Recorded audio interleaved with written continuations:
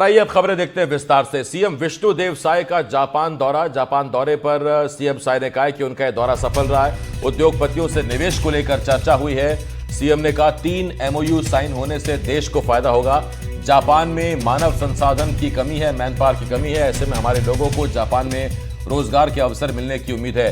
PM ने Japan दौरे से कहा कि दौरे से दोस्ती और मजबूत होगी।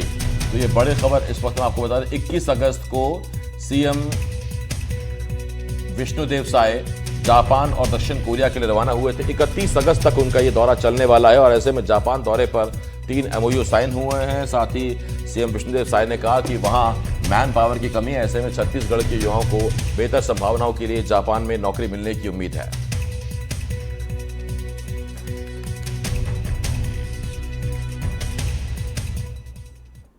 यहाँ पर जापान यात्रा बहुत अच्छी रही। यहाँ पर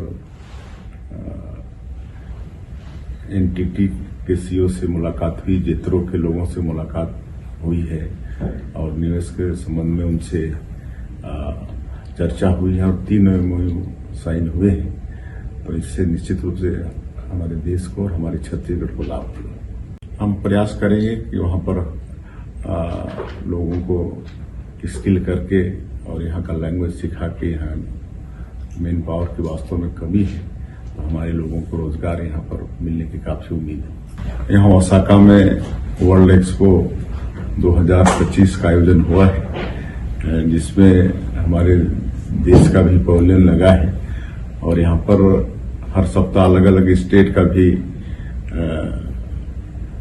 कार्यक्रम चलता है, जिसमें कल हम लोगों ने अपने छत्तीसगढ़ का जो सप्ताह चलेगा उसका शुभारंभ किया है और निश्चित रूप से इस वर्ल्ड एक्सपो में देश की जो संस्कृति है, जो उसको लोगों को विश्व के सामने रखने का प्रयास हुआ है और ये सप्ताह भर छत्तीसगढ़ का भी चलेगा। तो निश्चित रूप से इससे देश को और छत्तीसगढ़ को फायदा होगा और विशेषकर हम लोग वर्ल्ड एक्सपो ही अटेंड करने के लिए जापान दौरे में है।